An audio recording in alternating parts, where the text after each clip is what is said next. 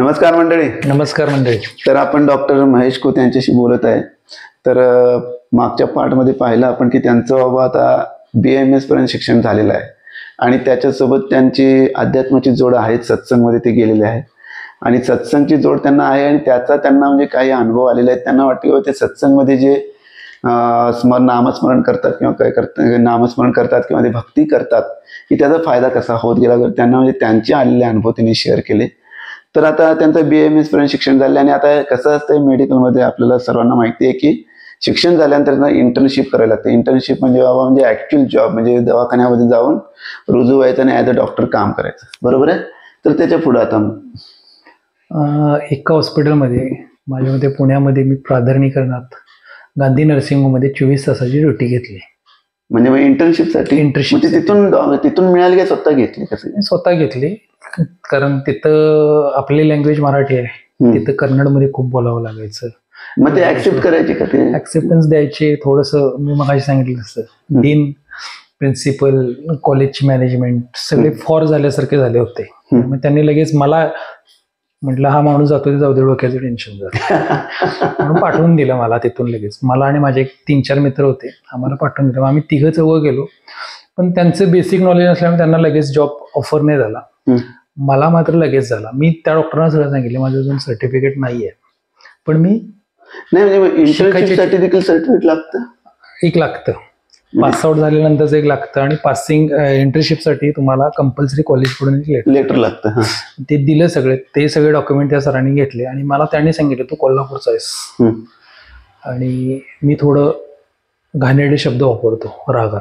Doctor म्हटले, doctor Nitin Gandhi sir, आणि तुला जमत असेल तर कर, माझा काय प्रॉब्लेम नाही, पण माझ्या इथे 24 तास राहावं लागेल. जेवणाची व्यवस्था तुला करायला लागेल, राहण्याची व्यवस्था मी तुला करून देतो. मी असं म्हटलं आणि सोडून दिलं, कारण पुण्यामध्ये गेल्यानंतर 6 दिवसातच माझ्याकडे त्यावेळी किती पैसे कमी होते आणि 4-5 दिवसातच नील झाले होते. त्यामुळे कुठेही रूमचा रेंट नाही आहे ना, टेन्शन नाही. म्हणजे पैसे जास्त खर्च होत नाही ना. आणि कुठेही फिरायला लागत नाही परत, एकाच ठिकाणी ना. आणि त्यांनी रूम अशी दिली की हॉस्पिटलमध्येच होतं, वरून आतूनच सगळं ऑपरेट करता येत होतं.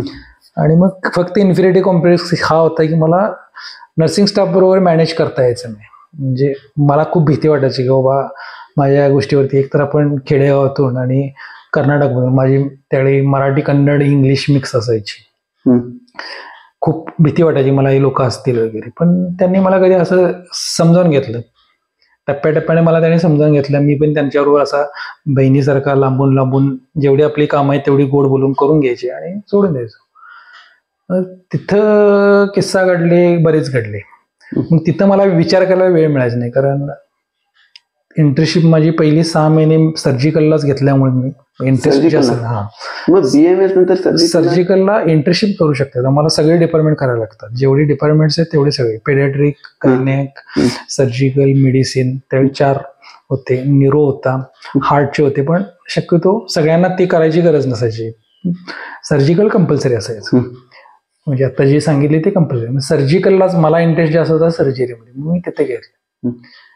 तिथं मात्र तसंच व्हायचं माझं की डेली रुटीन असायचं. सकाळी 4:30-5 उठावंच लागायचं, 5:30-6 पोस्ट असायचे, म्हणजे ऑपरेटिव्ह चालू व्हायचे. पहाटे लवकर ठेवायचे आणि सरांची 6 ते 7 ऑपरेशन असायचे, 11 वाजेपर्यंत संपवायला लागायचे.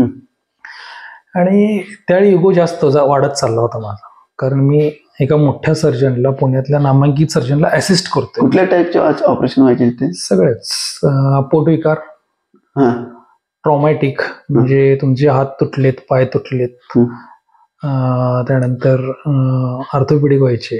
गायनेक सोडून बाकी जेवढ्या सर्जरी करता येतील तेवढ्या सगळे करायचे. जनरल सर्जन होते, त्यांच्याकडे बरेच डॉक्टर्स बाहेरचे यायचे. आणि त्यावेळी मला माहित नव्हतं की प्लास्टिक सर्जरी मी फक्त बुक्स मध्ये वाचून होतो. मी तिथं त्यालाही मला असिस्ट करायला मिळालं. ते माझ्यासाठी खूप मोठी कौतुकास्पद होतं. लिप्सिंगची एक माझ्याच मित्राची, जिथं आम्ही सुरुवातीला रूम मध्ये राहिलो होतो, माझ्याच एका मित्राची, कोल्हापूरचा होता, त्याचं लग्न ठरलं होतं. त्यांचे lips, upper lips double flip होऊन इथे यायचे, म्हणजे इथे दात झाकले जायचे. वरचा लिप्स आणि इंटरनल लिप्स होता. ते लिप आम्ही त्याच्याकडून, त्या डॉक्टरांच्याकडून, प्लास्टिक सर्जनकडून करून घेतलं. त्याला मी असिस्ट केलं होतं. त्याचा पहिला फोटो आणि नंतरचा फोटो ज्यांनी लहानपणी त्याला बघितलंय म्हणजे वय वर्ष 19 ते 23च्या दरम्यान ज्यांनी बघितले आणि 25व्या वर्षी ज्यांनी बघितले त्याचा फोटो चेहराच ओळखत नव्हता, इतके फरक पडले होते. आणि सिम्पल फ्लॅप घ्यायचा होता. म्हणजे खूप मोठी सर्जरी नव्हती, खूप कॉस्टली पण केली नव्हती. आम्ही त्यावेळी साधारणतः 2005च्या सेंटरला काहीतरी 2006च्या सेंटरला काहीतरी 5.5 ते 7.5 काहीतरी केलं होतं, जे की आता साधारणतः 70,000 मिनिमम प्राइस आहे त्याची. ती सर्जरी आम्ही त्यावेळी केली होती. त्यानंतर हँड सर्जरी केल्या होत्या प्लास्टिकमध्ये. एका मुलानं रागामध्ये जाऊन बाईकच्या जो पुढे ग्लास शिल्ड लावले होते CBZ जुनी CBZ ज्या लॉन्च झाल्या होत्या त्याच्यावरती मारले आणि त्याची काच अशी आरपार गेली होती. इथून इकडे असे 3-4 खाडामध्ये घुसली होती आणि पूर्ण खराब झाला होते. बोट वगैरे हालत नव्हते. त्याच्यामध्ये प्लास्टिक सर्जरी केली होती. आणि प्रत्येक त्या सर्जरीला माझे खांदे जायचे, कारण सर बसायचे, मायक्रोस्कोप असायचा आणि हे बोन्स, त्याचे टेंडॉन्स, त्यानंतर वेन्स, आर्टरीज सगळं कनेक्ट करायचं. मग त्यात माझं काम काय खूप मोठं नसायचं. मला फक्त काय त्यांना ते फक्त वेल फोकस्ड त्या याच्यामध्ये दिसलं पाहिजे एवढंच क्लिअरिटी द्यायची. आता हा आपले तुम्हाला माहिती आहे, हा बोट आहे, हा टेंडॉन आहे, ह्याच्या कडेला नर्व्स आणि वेन्स आहेत, मग त्याला दिसेल एवढंच ते स्कॅप्युलर हे घेऊन असं रिट्रॅक्ट करायचं. रिट्रॅक्ट तेवढं केलं की ते छान दिसायचं. पण तेवढंच माझं काम, धरून फक्त असं धरायचं. पण त्यात कसं ते छोटे चिमटे असतात, कारण बोटाची साईज, त्याच्यावरती स्किन आणि ते सगळ्या गोष्टी मॅच व्हायला पाहिजे. आणि तुम्हाला फोर्स लावता येत नाही, कारण ते पाणी कंटिन्युअस तिथे ड्रिपलिंग होत असल्यामुळे स्किन एक्स्ट्रा टिअर जाण्याची शक्यता असते. आणि एक्स्ट्रा टिअर म्हणजे एक्स्ट्रा काम आलं. त्यामुळे ते बरोबर तेवढंच आणि खांदे जायचे. 8-8 तासाची सर्जरी व्हायची ती. पण इंटरेस्ट शिकण्यात असल्यामुळे 8-8 तास काय वाटायचे नाही. तिथून तो प्रवास चालू झाला. मग एक दिवस असा उजेडला की मला रोबीमध्ये माझा एक मित्र कॅज्युअलिटीला लागला. तो लागल्यानंतर आम्ही सगळेच तिकडे गेलो, सगळेच गेलो. मग त्यानं बोलवलं? त्यानं बोलवलं वगैरे नाही, तो लागला. मग त्याला माहित व्हायचं की वॅकेन्सी झाली की दुसरा जॉईन, तिसरा जॉईन, चौथा जॉईन, असं आम्ही 3 जण एकाच वेळी 1-2 महिन्यात. मग गांधी सरांच्याकडे 6 महिने काढले. 6 महिने. त्या 6 महिन्यात सत्संग व्हायचं? सत्संग नाही, त्यावेळी फोकस 24 आवर्स पुण्यामध्ये माझ्या त्यावेळी 42 सत्संग होत्या. एकाही सत्संगाला कधी अटेंडन्स लावली नाही. जिथं मी होतो निगडी प्राधिकरणात तिथेच आता जो याच्याकडे जाणारा, काय नाव ते, भक्ती शक्तीकडे जाणारा जो फ्लायओव्हर होता जुना, NH4, त्या रोडच्या पलीकडच्या साईडलाच आहे भवन. मला माहित नव्हतं, आता मी गेलोय. नाही म्हणजे मग त्यावेळी आपण वर्क ही पूजा आणि शिकणंच हे होतं. आणि मग कधी सुट्टीला इकडे 1-1.5 महिन्यात आलो, सॅटर्डे संडे जर पकडून आलो तर मग कंपल्सरी घरीच असल्यामुळं जायचं, किंवा जुदवारला असलं. मग त्यावेळी देखील ऑपरेशन करताना वगैरे शिकण्यात होतं, ठीक आहे, पण त्यावेळी नामस्मरण कंटिन्युअस होत. आणि त्यावेळी लक्ष लागायचं, समजायचं. त्यानंतर 6 महिन्यानंतर मग सरांनी सोडलं. सरांनी जा म्हटले, पण खूप म्हणजे पहिला व्यक्ती असेल की ज्याच्यासाठी सरांनी मला म्हटले, बघ महेश, तिकडे 6 तास करून परत येतोस का? कारण हा व्यक्ती एवढा कठोर होता ना की रागाच्या भरात त्यांच्याकडे मी बघितले, ते असं पेशंटला सुद्धा हाकलून घालवायचे. ऑपरेशन केलेल्या पेशंटला तुझं बिल नको, जा घरला म्हणून सांगायचे. कारण हा शेअर मार्केटमध्ये पैसे खूप गुंतवलेले होते आणि त्याचं त्यावेळेचा बेनिफिट त्यांना खूप होता. त्यामुळे एखादा पेशंट 5-6 हजारचा उठून गेला तर काय वाटायचं नाही त्यांना, जा म्हणायचे रागात. आणि स्वतः गाडी बोलवून ॲम्ब्युलन्समध्ये स्वतः नेऊन बसवायचे पेशंटला, जा कुठल्याही हॉस्पिटलला घेऊन जा, माझं काम झालंय, मी तिथं फोन करून सांगतो तुला काय ट्रीटमेंट करायची. ते रागाच्या गोष्टी होत्या. त्यांचा राग अजूनही तसाच आहे म्हणे. मग मला माझ्यात इगो खूप वाढला होता.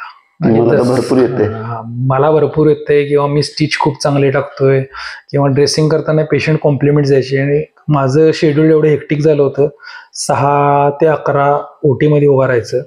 11 वाजता आल्यानंतर चहा घ्यायचा, जेवण नाही, चहा आणि बिस्किट घ्यायचे आणि परत उभं राहायचं ड्रेसिंगला. आणि ते ड्रेसिंगचे पेशंटना एवढं कौतुक वाटायचं की मी ड्रेसिंग करताना काय झालं होतं माहिती नाही, पण प्रत्येक पेशंट असा अटॅच, डायरेक्ट हार्टशी अटॅच झाल्यासारखे. नाही, माझ्याबरोबर अजून 2-3 डॉक्टर्स होते, त्यांच्याकडून ड्रेसिंग करायला कोणच नसायचं. आणि ते ऍक्च्युली सकाळपासून ड्रेसिंगसाठीच बाहेर बसवलेलं असायचं त्यांना. मी OTत असल्यामुळं त्यांना बाहेर बसवलेलं असायचं. कोणी ड्रेसिंग करून घ्यायचे नाही. मग 11 वाजल्यापासून 3 वाजेपर्यंत मी फक्त ड्रेसिंगच करत होतो. 3 वाजता माझं लंच ब्रेक.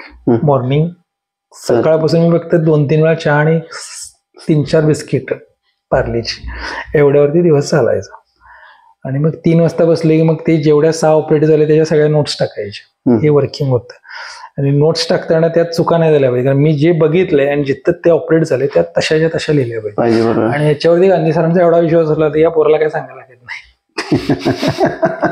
त्यामुळे तो एक सॉफ्ट कॉर्नर होता माझ्यासाठी. पण ते खूप हे झालं. आणि ज्यावेळी मी रुबीला गेलो ना त्यावेळी माझ्यात परत इन्फिरिटी कॉम्प्लेक्स आला. नाही, मला अजून एक विचारायचं ते गांधी सरांच्याकडे ज्यावेळी होतास त्यावेळी तो तर म्हणतोस की बाबा सगळं आहे तसं व्यवस्थित लिहायचं. इथं असं म्हणे की बाबा सत्संगमुळे तुझं नामस्मरण करायचं, त्यामुळे तुझं कॉन्सन्ट्रेशन चांगलं व्हायचं आणि त्यामुळे तुला सगळ्या गोष्टी कोणाच्या असं म्हणू शकतो. असं दोन्ही होऊ शकते. एक तर कायम बघून बघून प्रॅक्टिस. इथं सरांच्याकडेही होतो, चव्हाण सरांच्याकडे, त्यामुळे नोटिफिकेशन रायटिंग काय असतं ते माहिती होतं. त्याच्यानंतर आजरा इथं पण मी 2 वर्ष काढलीत, इंटर्नशिपच्या आधी 2 वर्ष तिथेही सर्जिकलला होतो. आणि माझे सगळ्यात चांगला डॉक्टर मला कोण भेटला तर सतीश रेडेकर म्हणून होते. Anaesthetic MBBS. 2002 ते 2005 मी त्यांच्याकडे होतो. म्हणजे BMS झालं कंटिन्युअस. BMS करताना ज्यावेळी मी सुट्टीला यायचो, महिन्याभराची सुट्टी आम्हाला त्यावेळी मध्ये 15 दिवस आलो, 7 दिवस आलो, 3 दिवस जरी आलो तर मी तिकडे हॉस्पिटलमध्येच असायचो, एकतर सरांच्याकडे नाही तर त्या हॉस्पिटलला. त्यांच्याकडून बऱ्याच गोष्टी भेटल्या शिकायला, ज्यांच्याकडून ॲलोपॅथीची बरीच पुस्तकं वाचायला लागलीत. कारण ते मला दररोज सकाळी फक्त एकच क्वेश्चन विचारायचे, त्यांना सवय होती. आणि शोध आणि सांगायचे ह्या बुकमध्ये मिळेल. आणि त्यावेळी गुगल काय नाही. गुगल पुस्तक. आणि मग बरीच पुस्तकं मिळायची, मग त्यांच्याच रूममध्ये जाऊन ती घेऊन यायची आणि वाचत बसायचं. आणि संध्याकाळी येताना उत्तर सांगायचे किंवा सकाळी जाताना गेल्या तो पेशंटच्या बेडला जायच्या आधी ते उत्तर सरांनी सांगायचं. त्यांचाही एक विश्वास बसला होता की बाबा पोरग काहीतरी करते, उगीच इथे येऊन बसत नाही, पाट्या टाकायचं काम करत नाही. त्यांच्या इथे पण सर्जिकल नोट्स टाकायचे काम. ते स्वतः एनेस्थेटिक होते आणि त्यांना 4 केंद्र सरकारकडून पुरस्कार मिळाले होते त्यावेळी. एवढा मोठा गुरुच होता तो. आणि खूप वर्कहोलिक होता. म्हणजे साधारणतः 200 मीटरच्या अंतरावरती आमच्या रूम्स होत्या. आणि त्यांनाही फोन त्याच वेळी यायचा रात्रीचा 12, 11:30, 12च्या दरम्यान कधी इमर्जन्सी आली फोन त्यांना यायचा. आणि मी त्यांच्यापेक्षा फास्ट येण्यासाठी मी कपडे घालून झोपलेलो असायचो ऑन ड्रेस, की फोन आला की सरांच्या आधी मी पोचलो पाहिजे. पण मी आजपर्यंत कधीच ते अचीव्ह करू शकलो नाही, कारण मी ज्यावेळी रूमचं लॉक करत असायचो सर स्टेज चढायचे त्यावेळी त्यांच्या हाताचे स्लीव्स घालायला चालू असायचे. फक्त स्लीव्हची बटणं लावलेली राहायचे, बाकी सगळं घातलेलं असायचं. आणि मग तिथं जाऊन मग मी म्हणायचो सर कसं काय आवरलं एवढ्या लवकर. मग ते काय बोलायचे, फक्त हसायचे आणि सोडून द्यायचे. तिथं नोट्स त्या माझ्याकडे लिहून घ्यायला शिकवलं होते. महेश असं केलंय, मी अनेस्थेशिया हा दिलाय, त्यामध्ये शिकवलं होतं. आणि त्याचा फायदा तिथे झाला. आणि मग ते परफेक्शन झालं होतं. ते डोळ्यात बसल्यामुळं परफेक्शन झालं होतं. बाबा कुठला. मग गांधी सर नको म्हणत का जायला? नको म्हणत. खूप म्हणजे राहतच इतका चांगला व्यक्ती. एकतर सगळे त्यांना आतापर्यंत जे मिळाले होते रेसिडेन्शियल डॉक्टर आर्यमो, ते सगळे विदर्भातले मिळाले होते. मी एकमेव होतो की मराठवाडा कोल्हापुरातून आलो होतो. आणि त्यांना खूप काय एक वेगळे सेन्सेशन बसली होती असेल ती, म्हणजे काय म्हणतात ते वेवलेन्स जुळले की त्यांना काय म्हणायचं आहे ते मला आधीच कळायचं. मी ती ऍक्ट झालेली असायची माझ्या, असं व्हायचं. मग रोबीला गेल्यानंतर मला इन्फिनिटी कॉम्प्लेक्स जास्त होता. मला भीती वाटायची की बाबा सिस्टर्स एक इन्फिनिटी कॉम्प्लेक्स का इगो झाला होता? काय इगो हा होता की मी करू शकतो. इन्फिनिटी कॉम्प्लेक्स हा होता की ह्या सिस्टर्स डेली कॅज्युअलिटी सांभाळतात, मी फक्त 6 महिने सांभाळले. हे डेलीचे आहेत. आणि इथं सर्जिकल पेक्षा मेडिसिनच्या केसेस जास्त होते. हा म्हणजे बाउन्स बॅक असतोय परत आमच्यासाठी. म्हणजे मेडिसिनच्या केसेस परत मेडिसिन. मग सर्जिकलला तिथं गांधी नर्सिंग होमला मेडिसिनच्या केसेस असायच्या, पण 50 मधल्या 6-7 ते 15 केसेस व्हायच्या मेडिसिनच्या.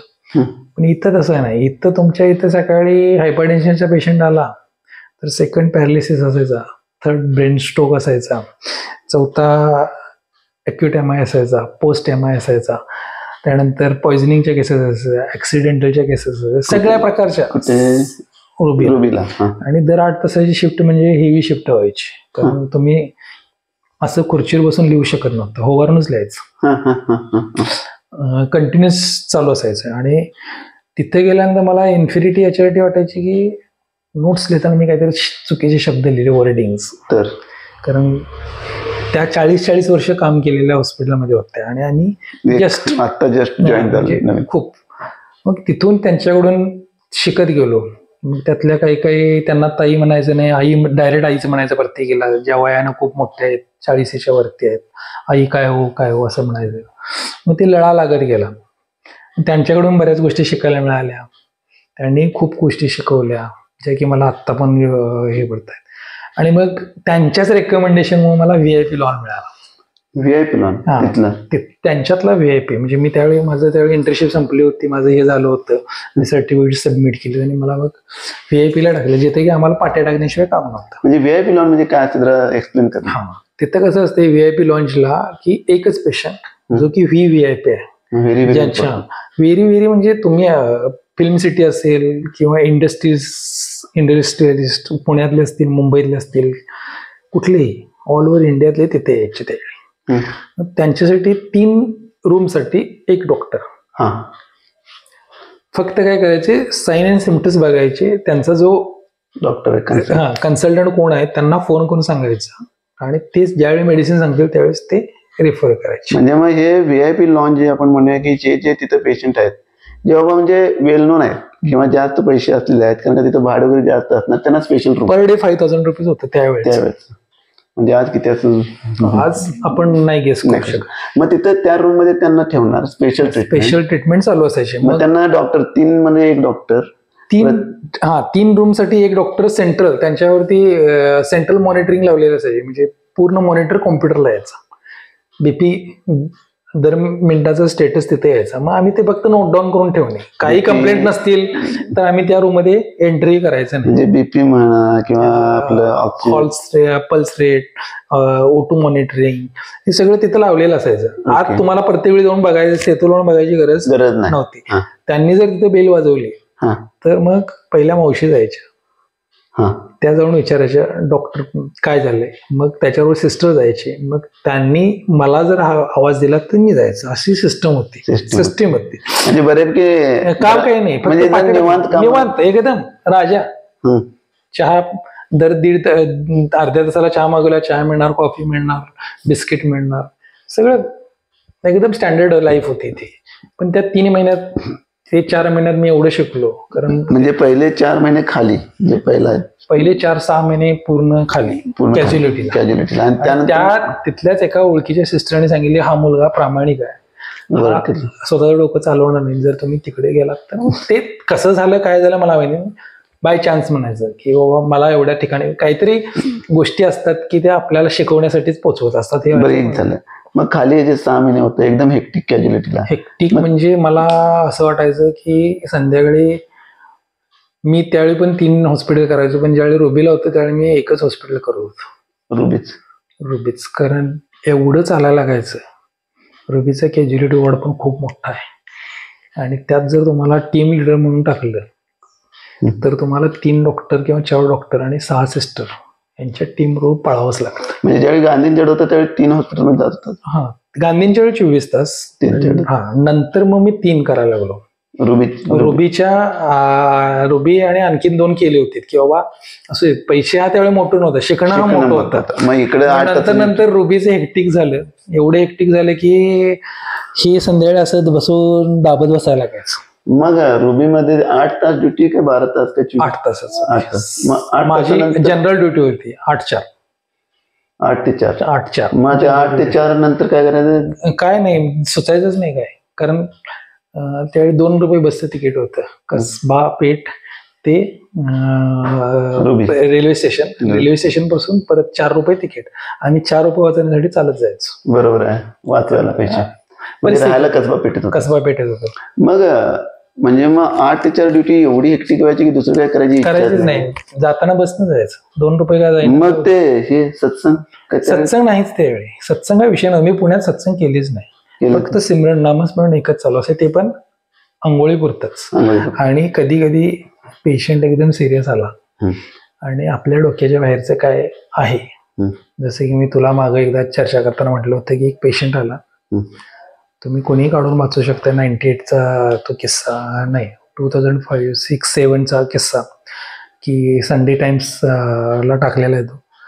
इथून कुकर फुटला होता आणि त्या लेडीजच्या इथून जो वरचा दांडा आहे हँडल, ते इथून हँडल जाऊन इकडून बाहेर आला होता. लेफ्ट की राईट मला आता परफेक्टली आवडत नाही, पण आणि ती कॅज्युअलिटी सांभाळताना माझं नामस्मरण खूप झालं होतं, कारण रक्त, ब्रेन आणि कुठल्या कन्सर्नला फोन करू हे पण कळत नव्हतं. कारण मेडिसिनची केस आहे, ब्रेन डेथची पण, न्यूरोफिजिशियनची पण केस आहे, ऑप्थमची पण केस आहे, इयरची पण केस आहे. सगळ्यांना फोन करणे गरजेचं होते. माझ्याकडून काहीच होत नव्हतं, मला सुचतच नव्हतं काय करायचंय. तर ती केसच अशी आली होती की ती बोलत होती पण बोलत नव्हती. ती सांगायची मला दुखत नाही, पण हात वगैरे हलवू शकत नव्हते. जगणार की नाही एवढंच सांगा. आणि तो किस्सा तो ओटीत घेऊन जाऊन मग सलग 24 तास काहीतरी ऑपरेशन झालं होतं त्यावेळी. ऍज अ टीम लिडर म्हणून मला हात थांबणं गरजेचं. मी काय त्यात ऑपरेटिव्हसाठी असिस्टंट वगैरे काय नव्हतं, पण थांबलो होतो आम्ही, आमची टीमच पूर्ण हात थांबली होती आणि ते सक्सेसफुल सर्जरी झाली. त्यानंतर मला असं वाटलं की माझ्यापेक्षा, म्हणजे मला जरा इगो झाला होता, मी लोकांचे जीव वाचवू शकतो किंवा हात तुटलेला जोडू शकतो, कोणाच्या मदतीने का असं ना, असिस्ट करून का असं ना जवळू शकतो, ग्रुपमध्ये का असं ना काम करू शकतोय. नंतर कॅज्युलिटीमध्ये कसे मेजॉरिटी ब्रेन स्ट्रोकचे पेशंट आले की ठराविक मेडिसिन दिल्यानंतर त्यांना बरं वाटायचं. मग तिथं कॉंग्रॅच्युलेशन टीम लिडरच होतंय. टीम लिडर मी असल्यामुळे माझं कॉंग्रॅच्युलेशन आहे की सर तुम्ही त्यावेळी डिसिजन मेकिंग केलं. पण डिसिजन मेकिंग करताना मला सगळ्यांची मतं विचारली लागली. मला जरी वाटत असेल तरी तसं नाही आहे. सगळ्यांना विचारून कन्सल्टंटला फोन करून मग मी डिसिजन ऑन दी स्पॉट काय घ्यायचं, किंवा ऍक्सिडेंट झाला असेल, मेजॉरिटी 2 व्हीलरचे ऍक्सिडेंट खूप होत होते, मग त्यावेळी तिथं जाऊन तिथं मेकिंग करायचं की याला CPR द्यायचं आहे की नाही, की याचे नेक फ्रॅक्चर झाला असेल, suspected neck fracture, suspected spinal injury कुठल्या असतील तर त्याला कसा उचलला पाहिजे वगैरे. ते तिथे गेल्यानंतर शिकलो होतो मी. मला इकडे काही माहित नव्हतं वगैरे. मग ते डिसिजन करून पेशंट आम्ही कॅज्युलिटीमध्ये आणून कधी कधी सोडला की आमचं काम व्हायचं. ॲम्ब्युलन्सला वरती गेलो होतं, तिथून पुढे दुसरा डॉक्टर, कारण तिथून पर्यंतचे डिसिजन मी काय केले ते राईट डाऊन केले, तुम्ही आता पुढची तुम्ही करा. त्यावेळी सिमरन जास्त व्हायचं, भीती वाटायची ना, त्यावेळी नामस्मरण जास्त व्हायचं. म्हणजे का व्हायचं, भीतीपोटी. होऊ नये काय, मला काय कोण बोलू नये, माझ्याकडनं चूक झाली पार पडावं हॉस्पिटलपर्यंत. म्हणजे मग हे असं रुबीमध्ये सुरू झालं, म्हणजे एवढं हेक्टिक झालं. मग पुढचं कसं झालं, मग त्यावेळी नामस्मरण पुढची प्रोसिजर वरती गेलो. रुटीन हे 7 तासाची ड्युटी असायची, 8-2 निवांत काम. मग मी दुसरी 2 हॉस्पिटल चालू केली, 2-8 आणि 8 to 8. मग मी कंटिन्युअस 3 शिफ्ट पळायचो. माझ्या सगळ्या क्लासमेटना माहिती आहे हे एवढं का पळते, त्यांनाच काही कळायचं नाही. मग 8 ते 2 रुबी, 2 ते 8 दुसरं हॉस्पिटल, 8 ते 8 दुसरं हॉस्पिटल, किंवा 2-10 असेल किंवा 10-8 असेल, असं ते डॉक्टर कसे सांगतील असे. पेमेंट ठरलेले असायचे, कमी जास्ती पेमेंट करून सर कमी द्या, मी ह्या टायमिंग येतो, मला थोडंसं हे द्या, कन्सेशन द्या वगैरे. आणि वेवलेन मी जेवढ्या हॉस्पिटलमध्ये काम केलं तेवढ्या सगळ्या जे सिनियर होते त्यांचे जे डीन होते, जे आम्हाला हायर करायचे, त्यांच्याशी वेवलेन जुळत गेल्या. का माहिती नाही पण जुळल्या. त्याला मला कन्सेशन दे. मग काहींचे जुळायचे नाही तसं व्हायचं काय, भरपूर पेशंट शिवायचं मेजॉरिटी नाही. म्हणजे मला काय नाही तसं नाही, तुझं असं नाही, तुझ्यासोबत दुसरे डॉक्टर पण इंटर्नशिपला त्यांचं कधी पटलंच नाही. अर्धा तास लेट आलास का लेट आलास म्हणून लेट मार्क टाकलेत किंवा मेमो काढायचे, कारण त्यांची पेमेंट जास्त होती, माझी पेमेंट हलक्यात होते. त्यावेळी पेमेंट हलक्यात म्हणजे माझं सगळ्यात हायेस्ट पेमेंट 7,000 रुपये होतं. त्यावेळी त्यांना 15-20 दिले होते, त्यांना लेट मार्क्स वगैरे पडायचे. म्हणजे त्यांच्या म्हणजे असं म्हणूया का बाबा त्यांना त्यांनी मागून एवढे घेतले असतील किंवा त्यांचं काही तर त्यांचा पूर्वीच्या काही चुका असतील वगैरे, त्या धरून त्यांच्यात ते झालं असेल. पण वेवलेंथ बऱ्यापैकी सगळ्यांच्यावर चांगल्या जुळल्या होत्या. आणि मग रुबी हॉलमध्ये बसल्यानंतर ह्या गोष्टी शिकत असताना ते जे VIP असायचे ना, त्यांच्या डेथ्स व्हायच्या. डेथ व्हायची म्हणजे शेवटच्या क्षणाला काही लोकांची अशी परिस्थिती असायची की बाबा ट्रीटमेंट केली नाही म्हणून तिथे झोपून ठेवले असायची. मेजॉरिटी घरातले पण येऊन दिवसातून 3-4 वेळा फक्त ऍज अ व्हिजिटर म्हणून यायचे कारण आमच्या समोर, माझ्या समोरच व्हिजिटर बुक्स असायचे. मुलगा येतोय, सून येते, मुलगी येते, जाऊ येते. म्हणजे असं म्हणूया का किंवा आता काही उपाय करू शकत नाही? हा, म्हणजे मेजॉरिटी कॅन्सर होते, कॅन्सरची ट्रीटमेंट एवढी नव्हती, किंवा स्पायनल कॉर्ड इंजुरीज होते ऍक्सिडेंटल झाल्यानंतर. मग घरी ठेवण्यापेक्षा इथं करूया. ओके. घरात नर्सिंग स्टाफ पूर्ण घेऊन जाऊन तिथं डे केअर टाकण्यापेक्षा केअरसाठी इथं ठेवूया. बेबी केअर, जशी आपण लहान मुलांना केअर टेकर आणतो तसा केअर टेकर घरी नेण्यापेक्षा हॉस्पिटलकडे करून ठेवूया. आणि त्यातून दोन गोष्टी व्हायच्या की त्यांना घरी जर एखाद्या वेळी मिळालं की फुटेज मिळालं तर मग ते त्यावेळेचे जे मॅगझिन्स असायचे त्याच्यावरती फ्रंटला यायच्या सगळ्या गोष्टी. त्यामुळे ते सगळं झाकलेल्या गोष्टी असायच्या. कोण VIP कुठल्या रूम मध्ये फक्त आम्हाला माहित असायचं नावानिशी. आम्हालाही बाहेर बोलायला परमिशन नसायची किंवा मी याला आज भेटून आलोय, आज मी याला स्टेतो लावला, हे पण नसायचं. त्यावेळी फोन होते पण कॅमेरावाले फोन अफजल आंबेरून घेण्यात, पण कॅश आपल्याकडे तेवढा फ्लो नव्हता. मग त्या गोष्टी त्यावेळी होत्या. मग ज्यावेळी डेथ व्हायची ना त्यावेळी शेवटचं पाणी मावशी, वॉर्डबॉय किंवा नर्सिंग स्टाफने टाकलेलं असायचं. ओके. मग ते कधी गेले ते पण माहित नसायचं. कधी कधी नाईटला डेथ झालेली असायची. ॲज पर रूल कोणी रूम उघडून बघू शकत नव्हतं. बाहेर जर अपडाऊन झाले तरच जायचे.